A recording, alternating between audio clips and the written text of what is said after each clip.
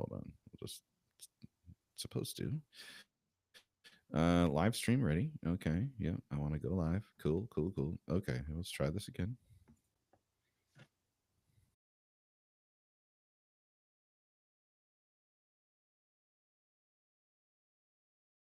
First episode of season 5 as we get into talking about Freemasonry and this mystic tie of a band of brothers with one of my favorite guests. And I'm so glad to have him here to kick off season 5. Brother Jason Short, welcome back to the Craftsmen Online podcast. Thank you very much, Brother RC. It's always a pleasure to be here. I'm going to lot a lot of compliments at you because I don't know if it's a new year and that's why you're like a better looking dude, or there has to be some sort of maybe upgrade technically. Yeah, man. Because to our viewer that's watching on YouTube live, you'd have to agree, like your image quality is like super sharp. I feel like I could reach out and almost touch you on the screen. Oh, I appreciate that. Uh, yeah, man. I had to upgrade my computer. You know, Nice. a little bit of a first world problem, but I yeah, I uploaded uh, upgraded my computer. It's got a little bit of a nicer uh Zoom quality, right? And so I appreciate Yeah, it. it definitely does. Yeah, you're I welcome. I Let's, think somebody who, yeah, works in video should, I guess, have a little bit good representation here. right. Yeah. Well, this episode is special because it's the byproduct of several personal discussions that you and I have shared over the last few years. And for a long time, you kind of fell into that category of brother that I only knew virtually until recently. I would say within the past 2 years that I've had a chance to like meet you in person and interact with you. And it was just like having that relationship that we had virtually on a screen, but then it's like, oh, I actually get to meet Jason. So I want to thank you ahead of getting into our conversation about agreeing to open up and just talk about this, and of course include our listener along for the ride. We've talked about your path and kind of some of the steps to becoming a Mason. But we never really got into a little bit beneath the surface on that. And Mm. so my first question to get started tonight is, how long had you been thinking about becoming a Mason versus what was keeping you from taking that first step? Um, well, first, thanks for the compliments, and also it's been my pleasure getting to know you.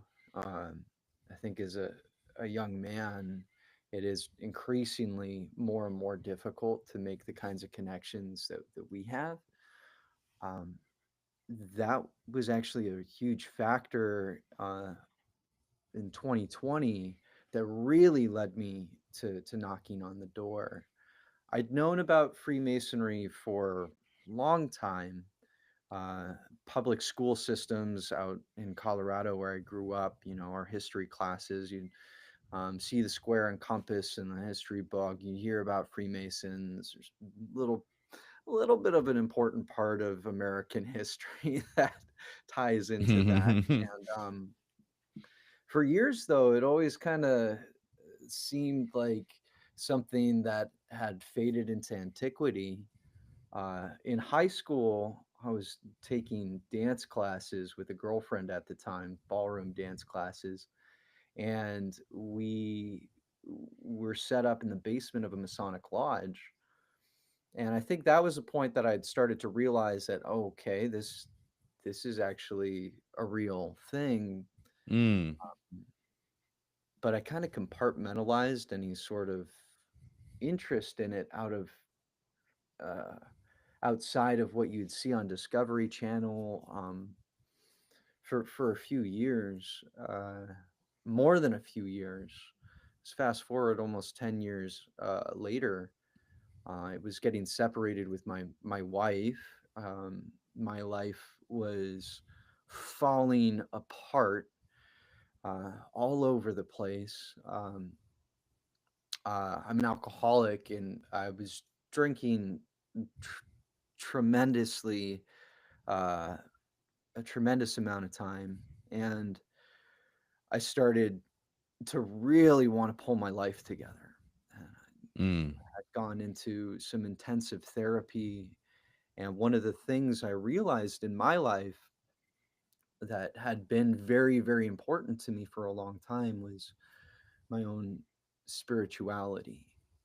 I had had a lot of reservations about organized religion personally, for myriad reasons. Not that it's bad, it just wasn't working for me. I was also having issues with group therapy for like Alcoholics Anonymous or NA, and that setting wasn't really working for me. I, and Mm, what I had found through the process of examining what was going on inside is that I was very, very lonely. My friend group were all tied into what I was doing with work. And if it wasn't that, my extended friend network was tied into my marriage or people who I really, really cared about for a long, long time. Um, but it,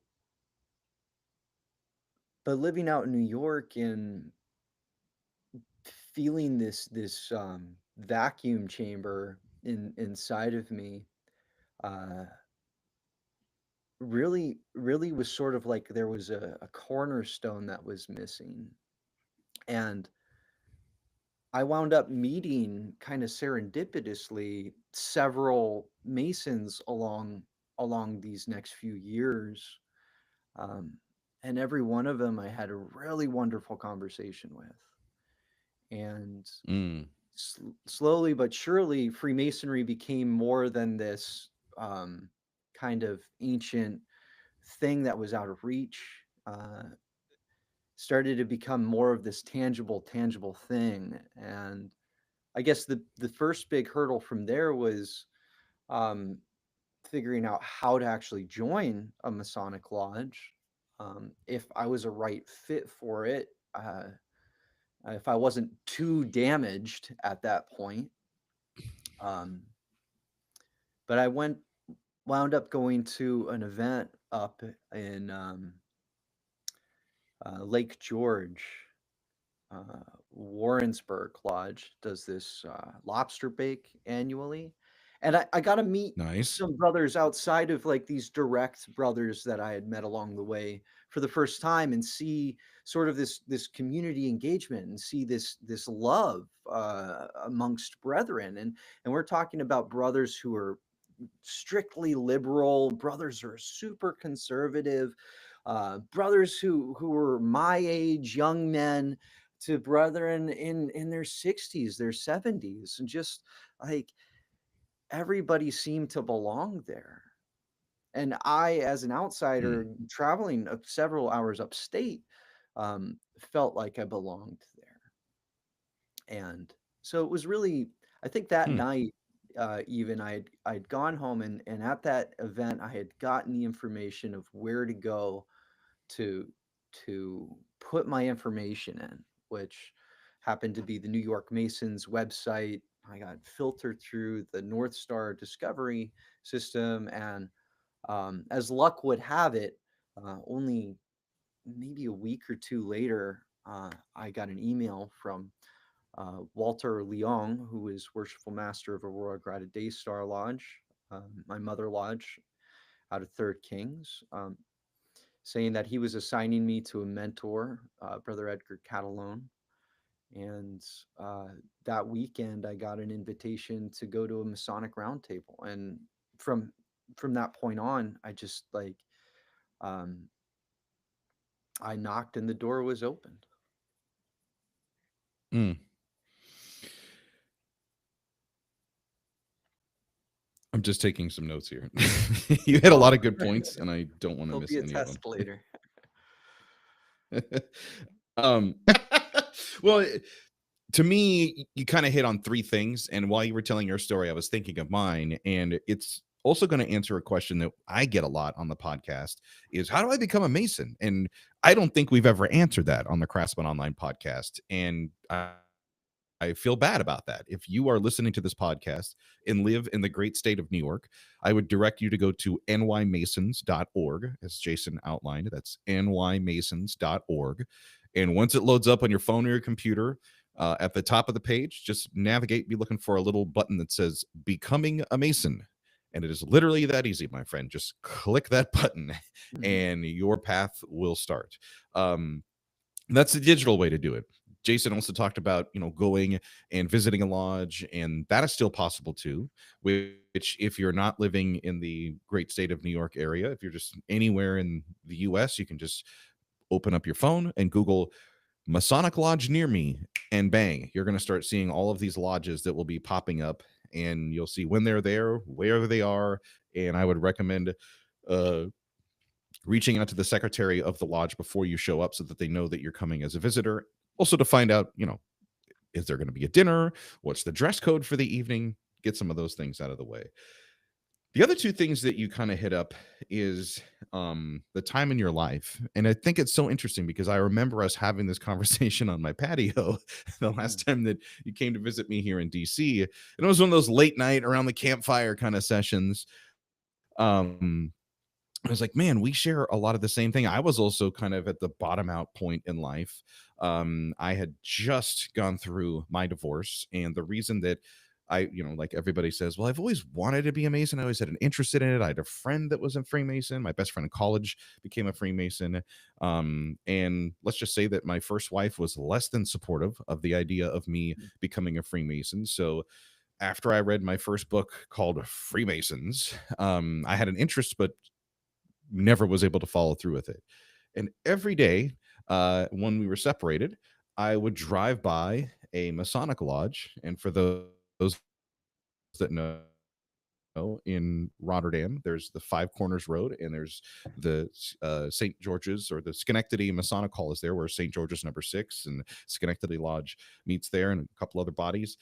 And I kept seeing this sign with the square and compass. I was like, I really want to do this for some reason. I don't know why. And it was probably one of the best impulse things that I ever did in my life, because kind of to your point, at that point, um, I was the away team, as I like to describe, in my marriage. So Mhm. as soon as the separation started, the split happened. All of the friends that I had were friends who were couple friends, basically, that we knew because we got married, they got married, and that was our connection. Lost all those dude friends instantly. I was left with the colleagues that I had with work, who I never really hung out with outside of work. And everybody knows, like, there's your work friends, and sometimes that's just really best where that relationship stays. They don't Mhm. really flow outside of there. They're not really the people that you can have the deep conversations with, like, hey, my life is in a turntail spin right now. It's kind of in a downward spiral because I'm Y- going y- through a Yeah. divorce. And you know at that Hey, point, you kind of feel like, Jim Carrey in the whose movie mind Liar on Liar, sugar like, I'm busy fire? kicking my own ass right now. Yeah. Yeah. You're feeling sorry for yourself, So, yeah, I walked in just really not knowing what to expect. And I would say this: every time that I have had a down point in life since then, it's been over 10 years now. Um, I am so thankful that I have Masonic brothers, because Mhm. they're different. I have lifelong friends. I would never do anything to trade them out in the world. When you don't have someone to talk to that's nearby, who are you left to tell your problems to? Your partner, your spouse? And how much do they want to hear about this all the time? You start to drain everybody else's battery. Right. Um, Well, so and I that's felt like when I walked into the lodge, yeah, go ahead. no, yeah. I'm sorry to cut you off, but yeah, it's that we start to build up these barriers, even with our close relationships too, to avoid from cycling their battery out, which then just cycles our battery out, and then you get into this terrible cycle of regret. You say something to somebody who you've known your entire life, you really love. Um, you don't want to put that burden on anybody. You know, but Right. right. And the other thing is for brothers or prospective brothers, we call them prospects. We also call them interested gentlemen. There's a lot of terms for candidates in waiting. Um, you feel like you walk in there and you meet these guys, and they seem to have, like, as my friend would say, they kind of seem to have their shit together. Like they seem buttoned up. They're speaking of buttoned up, they're wearing dark suits and ties. In some lodges, they wear tuxedos. Um, you're walking in with like a Mitch Max suit and tie out of place and maybe barely dress shoes. Like you just feel like you're not you don't belong there. Maybe you feel like you don't fit in there. And the whole purpose of this episode is to tell you that the whole part of Freemasonry, one of our little slogans is making good men better. And that's something that I wanted to touch on because when you and I were having that deep personal conversation around the campfire and you were telling me your story and just everything that you were going through, I was like, wow, like you must have been scared, what, when you first walked into a lodge, just questioning, like, are these guys going to be okay with accepting somebody like me because I've got problems? Yeah, yeah. I mean, even going through the candidate process and leading up to my initiation, we're asked to do like a letter of introspection. I think is a tradition that a lot of lodges Mm, share.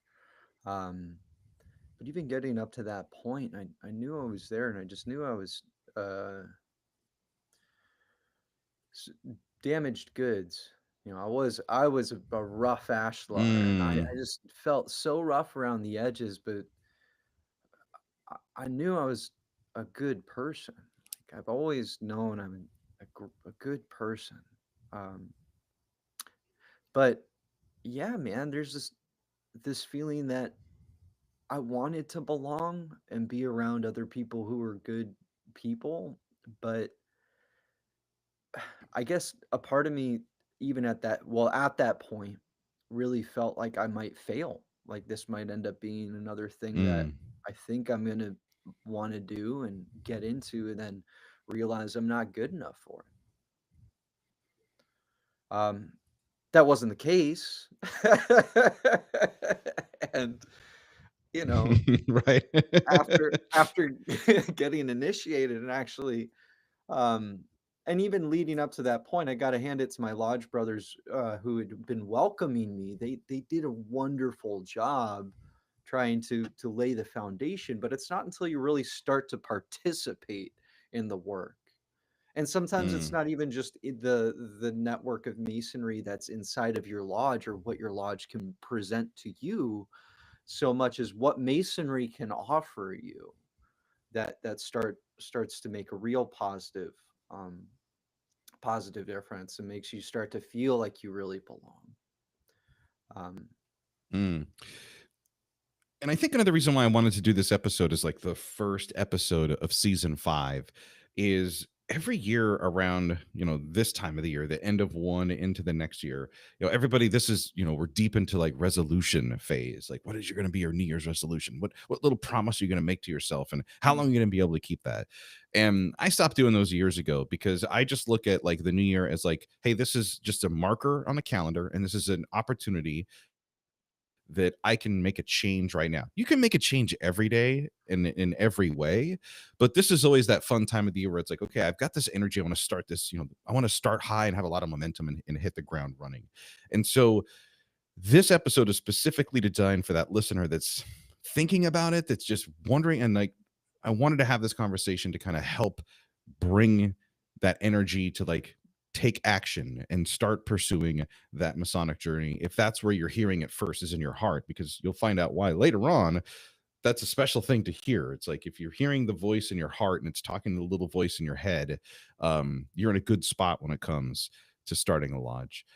I want to talk about relationships that also kind of form. And this is the interesting part is the first time you heard, hey brother, hey brother, hey brother, I'll start by saying the first time I heard guys calling each other that or referring to me as brother, I was like, okay, this is like the little, and I'm saying this in all politeness. I'm like, this is kind of like the little hokey thing that they say to like recognize each other because I didn't really understand it.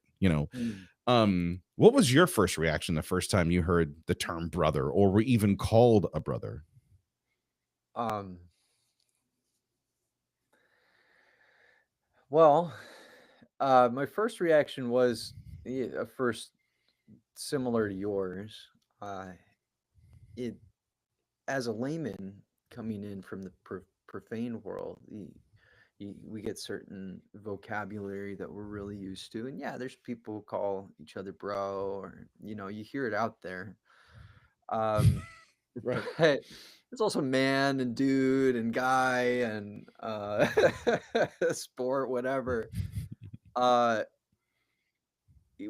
being in a Masonic lodge and hearing the discourse of brother, and then getting to the point where you're being called brother, for me was really big. It was interesting in my lodge too, with the candidates at the time in 2020. There were a lot of candidates, a lot of people who were just like at the door, ready to get in during that time, and I was one of them. uh, the officers of my lodge made a clear distinction that you're a brother, yeah, but you're not a brother yet. You're Mister. You're a You're a brother, gentleman. You're but you're Mister not a Short. brother, right? Uh, and it Right. was. I think that hit me in a really interesting way. And even with candidates today, I I'm really hesitant as to how to bluntly put that out there. I'm not going to tell somebody how to address somebody else, but um, knowing that there is a difference between just being called "Hey, bro," and being Mm. brother, and then the respect of why I'm we're calling each other brother, that we're here together as part of the human family under the fatherhood of God, um, Hmm. where it becomes special. That mystic Uh, tie. yeah, that mystic tie That's yeah. starts starts to really illumine that word in a new sense. So here's what makes me feel good about this is that if I was to say, Brother Sam Chin came to my house today and we were hanging out, like, you know who I'm talking about. And Mhm. like, I can say Brother Sam and like see your eyes and your face like smile. And just like when I say, hey, I talked to young Abe, which is the nickname that they give Brother Jason. And for our YouTube live streamer, you're seeing why. Um, they're like, oh yeah, you talked to Jason. How's Jason doing? Oh, that's so good to know. And it's I like I said, you probably have it. I have lifelong childhood friends that when I get on the phone with them, we just instantly get back in sync and just have literally hour-long conversations that go into the very late hours or early hours in the morning, depending on how you want to look at it. But that relationship is different because my Masonic relationship, well, yeah, and this is the tough thing to explain, and I'm going to try to get your help here. Is like, yeah, we have these obligations, but I feel differently about my Masonic relationships than I would say with like other close friends. Like, if I was to rank them, it's like, yeah, I have a younger brother who I've literally known my whole life. And then, but he's not a Mason. But then I have Masonic brothers that I can only know you for a few years. And like, in a weird way, you rank above people that I've known for a very long time. And it feels Mhm. weird to say that. I don't know if you've have a tough time with that as well. Uh, it's I've navigated that feeling. I found it quite interesting in that the rate at which I can feel entirely comfortable just opening up to in a social situation, or even on a one-to-one basis, without any pretext, without having to know anything about this other individual other than we were obligated on the same altar, under the same Mm, fashion, and yeah. that there are a number of boxes that are just checked as to how this person and how I am equal, and that this guy is not judging me and I am not judging him. Even if they're judging me, it's like doesn't matter because of that bond. And as a person, Philosophically, I look at everyone on this planet as an extension of my family, as an extension of my life, that we're all together as this human tribe. Mm. But the brethren in our fraternity, I know, see that in the same way I do.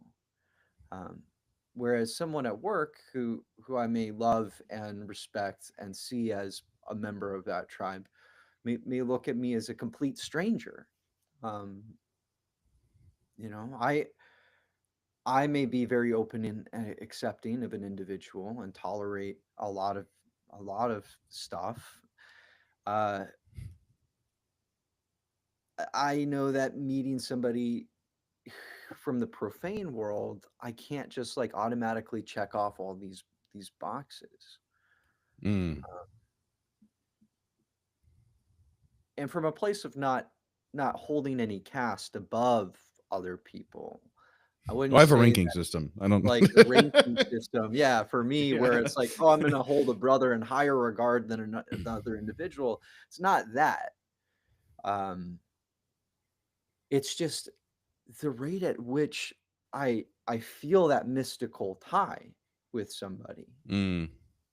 Uh, Yeah, the weird thing for me is that I can have conversations with a Masonic brother, and there's really nothing I ever feel uncomfortable talking with them about.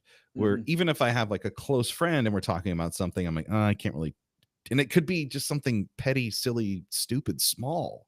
But with the brother, I feel like there's no shame. Like we can literally talk. I don't have to put up any barriers. I don't have to guard my words. yeah, it's with Yeah. fidelity that we can, with safety, confide in each other, and Hmm. know that we can trust that individual.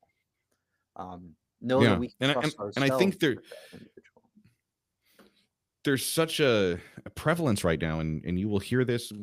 We we've had a couple guests on leading into 2025, and I think just the topic of loneliness, just generally in Mhm. the country, people are just feeling that right now because we do kind of live in this weird hybrid or remote or Man, virtual life setting, and we're so seeking those personal connections, those real relationships because so much of our lives these days is kind of transactional. It starts first with like the things we use every day that, oh, I'll just replace that in a few years. And now it becomes friendships and networks and all that, that absolutely. you're looking, for that. And you kind of talked about it earlier. You're like, I was just so damn lonely that I found this group of guys, and we just instantly clicked. And it's not because I was lonely and quote unquote desperate.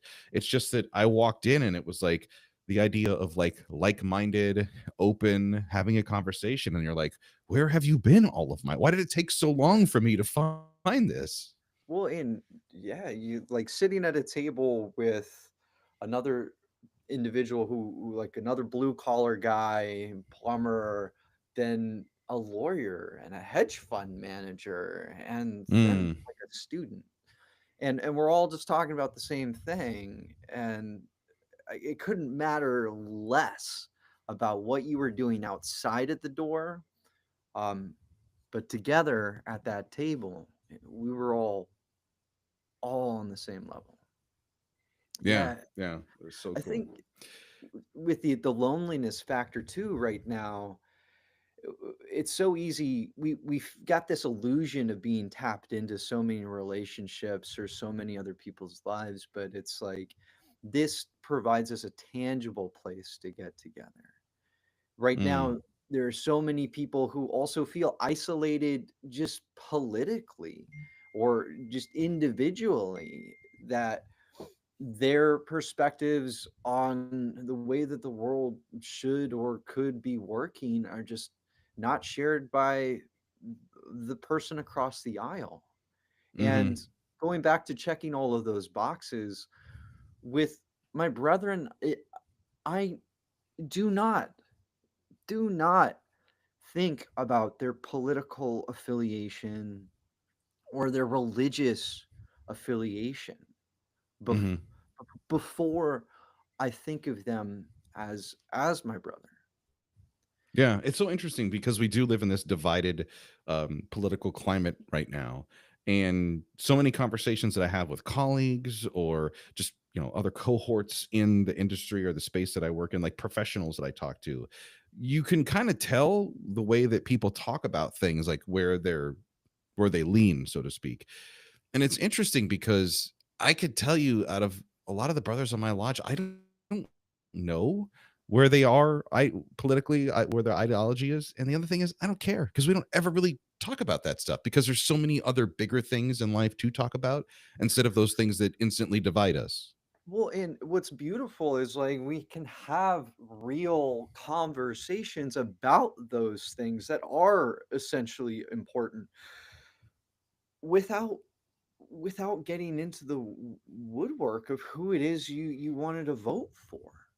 And I think Mm, that that is really, really essential to the human and American condition of like how we can best agree to get along so that we can selflessly provide for the greater good of everybody around us.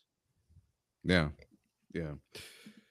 We mentioned the website. It's nymasons.org. If you are listening and you also happen to be living inside the great state of New York and Freemasonry is something you're like, yeah, I want to check that out. I think it might be something I'm interested in visiting a lodge. Like for some odd reason, I just keep hearing this voice in my head saying you should become a Freemason. nymasons.org.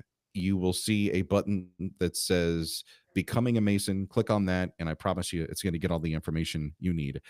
What's funny is we call ourselves New York Masons, but if you're also on your browser and you're visiting nymasons.org, you'll see at the top in the tab there that says Grand Lodge of Free and Accepted Masons of the state of New York. It also says it down at the bottom of the website as well. But I feel like that's the one thing that kind of people go free and accepted Masons. It's also on the big blue flag that's flying outside of our Grand Lodge building in Manhattan.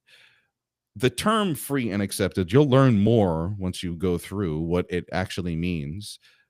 But I'm curious, Jason, when you hear the words free and accepted and go back to that place where you were looking to be accepted and find a place to be free, what do those words mean to you now? Man, it's a wonderful question. So for me now, I think for me initially, like the first instinct of what hit me with free and accepted, was this idea that here I am, I'm a free man in a free world, very fortunate and grateful, um, but then also that I'm accepted into this society of like-minded and God-loving individuals, and on a very just like exoteric surface level, that brings me a lot of joy. Mm, Um, and it's not free in what like society is saying is free. The construct of freedom. I'm not talking about that. I am a human individual. I am a grown ass free man. I'm an entity on this planet that no matter what the construct of the world wants to say I fit into or my limitations are, I know that I mm. am free under the, you know, through this mystic tie,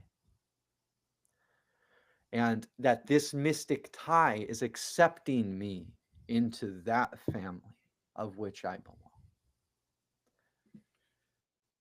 It's a great way to put it. And if you love this voice, it's time for a shameless plug. By the time this episode airs on the Craftsman Online podcast, will be, geez, into the first Monday of a new year. As scary as that sounds, but in a few weeks from now, by the end of this month, it'll be time for another reading room with Craftsman Online. And Brother Jason, you want to give a quick plug as to what we could be looking for and listening for? What is it? Wednesday, January 30th. 28th was 30th. Gotcha. 30th. Uh, yeah. we're going to be uh, well, we're going to be hopefully, if the timing works out, accepting a special guest to discuss a section of morals and dogma.